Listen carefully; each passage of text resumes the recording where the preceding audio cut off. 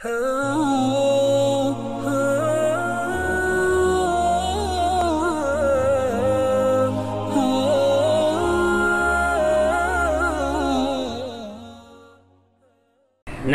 ونصلي على رسوله الكريم اما بعد فاعوذ بالله من الشيطان الرجيم بسم الله الرحمن الرحيم اولئك على هدى من ربهم واولئك هم المفلحون صدق الله العظيم اللهم صل على سيدنا محمد وعلى آل سيدنا محمد وبارك وسلم رضي الله تعالى عنا محمدا ما هو أهله اللهم صل على محمد في أول كلامنا اللهم صل على محمد في أوسط كلامنا اللهم صل على محمد في آخر كلامنا.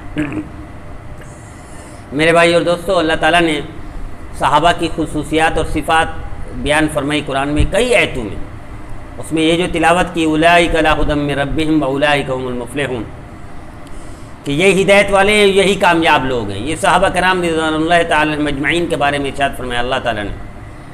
اور پھر صحابہ کرام میں سے صاف واضح طور پر جس کو صحابی کہا وہ واحد ہستی شخصیت قرآن میں وہ ہے صدیق اکبر رضی اللہ تعالیٰ عنہ. ثانی اثنین اذ ہما فی الغار فقال لصاحبہ، یہ واحد صحابی ہیں صدیق اکبر جن کو قرآن صحابی کہتا ہے. کیا شان ہوگی اس صدیق کی جس کو قرآن کہہ دے کہ یہ صحابی ہیں. صحابہ کرام سرآنکھوں پر سارے. نبی کریم صلی اللہ علیہ وسلم نے ارشاد فرمایا اصحابک النجوم بأیہم اقتدیتم اہتدیتم، میرے صحابہ ستاروں کی مانند ہے، جس کی پیروی کرو گے کامیاب ہو جاؤ گے. لیکن ان ستاروں میں سے ٹاپ کا ستارہ جو ہے وہ حضرت صدیق اکبر رضی اللہ تعالی عنہ، جس کو صحابی قرآن صحابی کہہ رہا ہے. اور کیا شان ہوگی اس کو کہ جس کو نبی کریم صلی اللہ علیہ وسلم مشکل وقت میں نبی کریم صلی اللہ علیہ وسلم خود تشریف لے جائیں، آؤ چلتے ہیں، اللہ فرما رہے ہیں نکلو مکہ مکرمہ چھوڑو. اس لیے نبی کریم صلی اللہ علیہ وسلم نے ارشاد فرمایا، سیدنا عبداللہ بن عباس رضی اللہ عنہ راوی ہیں، سیاستہ کی روایت ہے، فرمایا اگر میں اپنی امت میں سے کسی کو بھی خلیل بناتا تو صدیق اکبر رضی اللہ تعالیٰ اس قابل تھے کہ اس کو خلیل بناتا، لیکن چونکہ وہ خلیل تو اللہ ہے اس لیے فرمایا امت میں سے. عبداللہ بن عباس رضی اللہ تعالیٰ عنہ فرماتے ہیں یہ فخر ہے کہ اعزاز ہے حضرت صدیق اکبر رضی اللہ تعالیٰ عنہ کی. اور اسی طرح حضرت سعید بن خدری رضی اللہ تعالیٰ عنہ وہ راوی ہیں، وہ ارشاد فرماتے ہیں نبی کریم صلی اللہ تعالی علیہ وسلم نے ارشاد فرمایا اللہ نے اپنے ایک بندے کو اختیار دیا کہ تم زندگی چاہو یا اللہ کے پاس آنا چاہو، تو اللہ کے بندے نے اللہ کے پاس جانا قبول فرما لیا. صحابہ کرام تو سارے تشریف فرماتے. یہ فرمان سن کر حضرت صدیق اکبر رضی اللہ تعالیٰ عنہ رونے لگ گئے. صحابہ کو حیران ہوئی، تعجب ہوا کہ ماجرا کیا ہے. حضور صلی اللہ علیہ وسلم یہ فرما رہے ہیں یہ رو رہے ہیں. حضرت سعید خدری رضی اللہ تعالیٰ عنہ ارشاد فرماتے چونکہ مزاج نبوت سب سے زیادہ حضرت صدیق سمجھتے تھے تو وہ سمجھ گئے. صحابہ نہ سمجھ سکے کہ کس کے بارے میں نبی کریم صلی اللہ علیہ وسلم ارشاد فرما رہے ہیں، لیکن حضرت صدیق اکبر رضی اللہ تعالیٰ عنہ سمجھ گئے کہ خود نبی کریم صلی اللہ علیہ وسلم کے لیے، تو رونے لگ گئے. صحابہ کو تعجب ہو، رونے لگ گئے. فرمایا جی ہاں نبی کریم صلی اللہ علیہ وسلم کے مطلب یہ ہے کہ دین مکمل ہو گیا. الیوم اکملت لکم دینکم واتممت علیکم نعمتی ورضیت لکم الاسلام دینا. یہ آیت اب تو اتر چکی تھی. حضرت صدیق اکبر رونے لگے کہ سرکار دو عالم صلی اللہ علیہ وسلم ہمیں چھوڑ کر جانے والے ہیں. تو حضرت سعید خدری رضی اللہ عنہ فرماتے ہیں حدیث میں ہے کہ سب سے زیادہ مزاج نبوت کو سمجھنے والے حضرت صدیق اکبر رضی اللہ عنہ. تو میرے عزیزو کہ ہم کسی ایک صحابی کی بھی پیروی کریں، کوئی ایک صفت بھی نمایاں لے لیں تو ہماری دنیا بھی بن جائے گی، ہماری آخرت بھی بن جائے گی. کوئی صحابی نبی کریم صلی اللہ علیہ وسلم نے سارے صحابہ کو ایسا نوازا. یہ اور بات ہے کہ نبی کریم صلی اللہ علیہ وسلم نے ارشاد فرمایا، ایک حدیث میں ہے کہ فرمایا جو وحی مجھ پر نازل ہوئے وہ میں نے سارے صدیق اکبر رضی اللہ عنہ کے طرف منتقل کر دی، انیل دی. کتنا بڑی شان ہے، کیا حدیث ہے، کیا فضیلت ہے صدیق اکبر رضی اللہ تعالیٰ عنہ. میرے عزیزو یہ واحد صحابی ہیں جس کی 4 پشتے صحابی ہونے کے شرف حاصل کرتی ہے صدیق اکبر رضی اللہ تعالیٰ عنہ.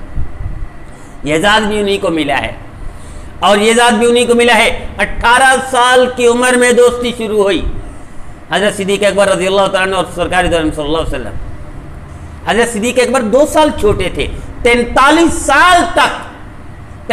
سال تک دوستی نبھائی ہے نبی کریم صلی اللہ تعالی علیہ وسلم کے ساتھ. رفاقت، دوستی جاری، پیار، محبت، عشق، اطاعت، فرمانبرداری حد کر دی.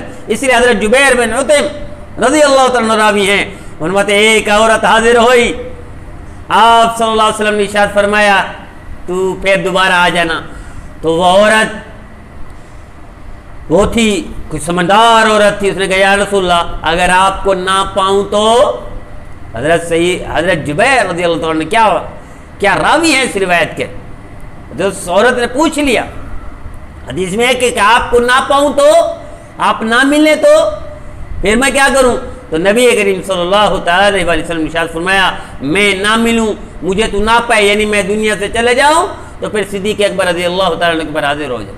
اور وہ حاضر ہوئی، اس کا کام کیا حضرت صدیق اکبر رضی اللہ تعالیٰ عنہ. لیکن میرے عزیزو کیا شان ہے حضرت صدیق اکبر کی. اس لیے نبی کریم صلی اللہ علیہ وسلم نے ارشاد فرمایا آخری عمر میں جب آپ تکلیف میں تھے تو فرمایا جاؤ صدیق کو کہہ دو، حدیث میں ہے کہ وہ امامت کرے.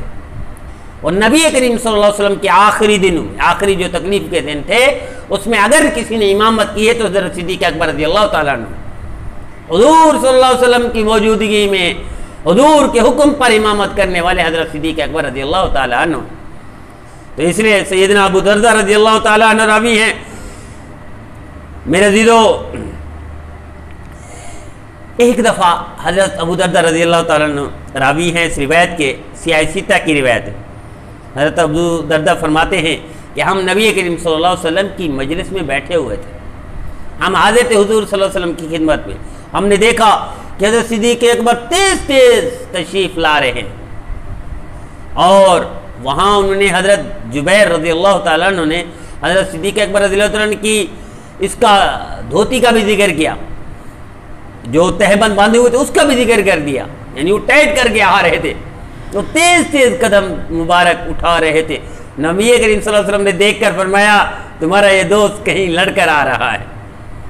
تو جب حضرت صدیق اکبر رضی اللہ عنہ حاضر ہوئے، سلام کیا یا رسول اللہ میں خطاب کے بیٹے سے ایسی بات ہو گئی، پھر میں نے معافی مانگی، اس نے معاف نہیں کیا. ابھی یہ بات چل رہی تھی تو اتنے میں واقعی تھوڑا آپس میں وہ ہو گئی تھی، بات ہو گئی تھی.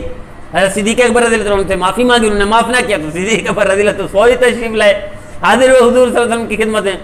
بعد میں حضرت فاروق اعظم رضی اللہ عنہ کو بھی خیال آ گیا یہ کوئی معمولی ہستی تو نہیں ہے جن کو میں نے معاف نہیں کیا، ناراض کر دیا، یہ کوئی چھوٹی شخصیت نہیں ہے. وہ بھی جانتے تھے مزاج کو.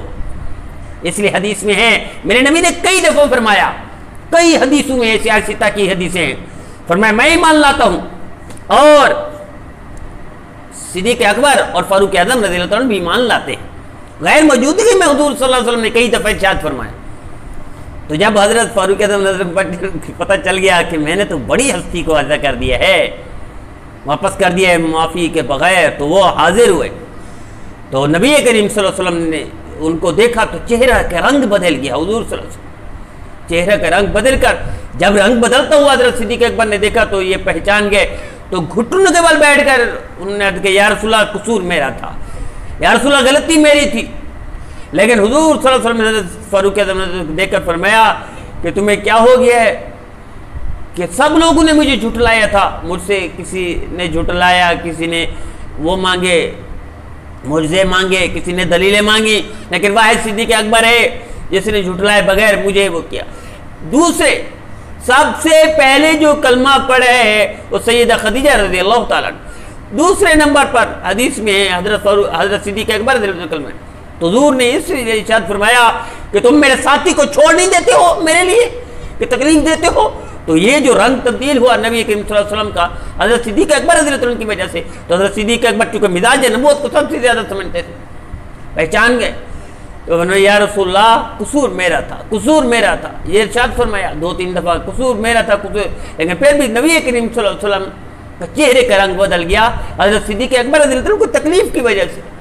تو میرا دیدو آئیے ہم بھی آج سے طے کر لیں کہ اس میں کوئی شک نہیں، مزاج نبوت کو سب سے زیادہ سمجھنے والے حضرت صدیق اکبر رضی اللہ عنہ۔ اس لیے حدیث میں ہے حضور نے ارشاد فرمایا میں سب کے احسان اتار چکا ہوں لیکن صدیق اکبر کا احسان اللہ اتاریں گے۔ اور نبی کریم صلی اللہ علیہ وسلم نے ارشاد فرمایا سب سے زیادہ احسانات مال کے اعتبار سے، جان کے اعتبار سے سب سے زیادہ حضرت صدیق اکبر۔ حضرت صدیق اکبر کا مال حضور صلی اللہ علیہ وسلم فرما رہے ہیں، سیاستہ کی روایت ہے، فرمایا سب سے زیادہ صدیق اکبر کے مال نے مجھے فائدہ پہنچایا۔ اس لیے کہ روایت میں ان کی بیٹی فرماتی ہے حضرت عثمان رضی اللہ تعالی عنہ، فرماتے جب جس رات نبی کریم صلی اللہ علیہ وسلم تشریف لائے تھے ہجرت کی رات اور بلا کر لے کر گئے تھے تو 6000 درہم یا دینار تھے گھر میں، تو سارے لے گئے تھے نبی کریم صلی اللہ علیہ وسلم کی خدمت کے لیے تاکہ حضور صلی اللہ علیہ وسلم کو تکلیف نہ ہو سفر میں یا مدینہ منورہ پہنچ کر۔ تو فرماتی ہیں سیدہ اسماء کہ میرے دادا ہے، انہوں نے کہا آپ لوگوں کے لیے کوئی چھوڑ کر گئے ہیں؟ چونکہ دادا بھی سمجھتے تھے کہ سب سے زیادہ جان نچھاور کرتے ہیں، جان قربان کرتے ہیں، مال قربان کرتے ہیں، وقت قربان کرتے ہیں صدیق اکبر تو حضور صلی اللہ علیہ وسلم کے لیے، تو ان کو بھی پتہ تھا یہ سارا مال لے کر گئے ہوں گے۔ انہوں نے اگر پوچھا کوئی چھوڑ کر گئے ہیں؟ سیدہ اسماء فرماتی میں نے پتھر رکھے جہاں وہ درہم دینار رکھتے تھے، میں نے پتھر رکھے اوپر کپڑا ڈال دیا، میں نے ان کو ہاتھ اٹھایا چونکہ آنکھوں سے دیکھ نہیں سکتے تھے، آؤ یہ دیکھو، ہاں آپ ٹھیک ہے، آپ خیریت ہے، اب اللہ کا کرم ہے تمہارے لیے مال چھوڑ کر گئے۔ تو نبی کریم صلی اللہ علیہ وسلم کے لیے انہوں نے کچھ نہیں چھوڑا تھا، گھر میں سارا مال لے کر گئے تھے۔ اس لیے نبی کریم صلی اللہ علیہ وسلم نے کئی روایتوں کو فرمایا، کئی روایتیں جس پر میں سب سے زیادہ مجھے سکھ پہنچایا مال کے اعتبار سے ہر زاویے سے تو حضرت صدیق اکبر رضی اللہ تعالی عنہ۔ تو میرے دیدو اس لیے انہوں نے قربانیاں بھی اتنی ہیں۔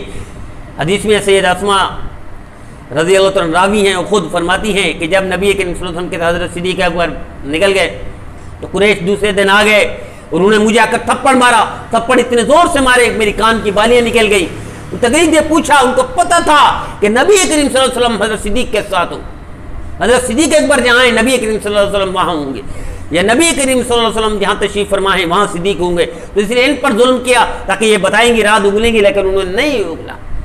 میرے عزیزو میری التجا یہ ہے کہ اگر ہم معاشرے میں یہ فضا بنا دیں کہ ہم صحابہ کرام کی پیروی کریں، دین ہم تک صحابہ کرام کے ذریعے سے پہنچا ہے، ہم صحابہ کرام کی پیروی کریں، جس صحابہ کرام میں سے جس صحابی کی صفت نمایاں اچھی لگے اس کو لے لے، ہر صفت ان کی جنتی صفت ہے، ہر خصوصیت اچھائی ان کے اندر جنتی اچھائی ہے، خصوصیت جنتی صفت، اللہ کے رسول کی اتھینٹک صفات ہے ان کے اندر، اللہ کے رسول کی پسندیدہ صفات ہے، تو آئیے ہم ان جیسے بننے کی کوشش کریں۔ ان جیسے تو نہیں، ان کے ٹخنوں تک بھی نہیں پہنچ سکتے، ان کو لگی پاؤں کی لگی خاک کے برابر بھی نہیں ہو سکتے، لیکن ان کی پیروی تو کرنی ہے۔